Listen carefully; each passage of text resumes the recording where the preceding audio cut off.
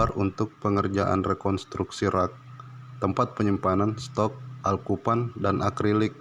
Jadi yang berwarna merah adalah tambahan dari rak yang akan kami kerjakan. Untuk yang warna hijau, gambar dari rak yang sudah jadi. Dan ini adalah material yang akan digunakan untuk penambahan dari raknya. Untuk material yang digunakan besi UNP dengan lebar 80 mm. Untuk panjang dari rak ini 5,4 meter, lebar 1,8 meter, dan tingginya 2,5 meter.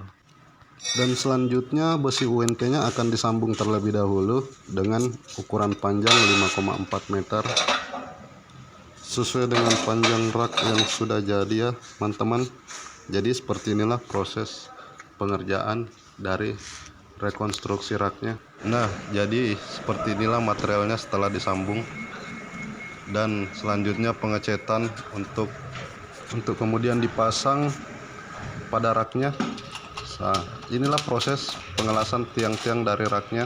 Dan setelah tiang-tiang tambahan dari raknya telah terpasang semua, untuk selanjutnya proses pengecatan material pada bagian tambahan lantai pada raknya. Cat yang digunakan adalah merek Bodelac 2-in-1. Jadi catnya sudah komplit, dasar dan cat warnanya ya teman.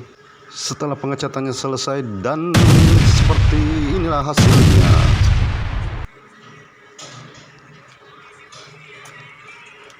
Raknya sudah bertambah menjadi 9 lantai dan 36 bagian ruang penyimpanan untuk akrilik dan alkupan.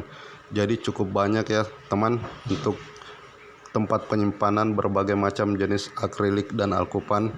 Lantainya dialas menggunakan multiplex 12 mm agar alkupan dan akriliknya tidak melengkung pada saat disimpan. Terima kasih sudah menonton.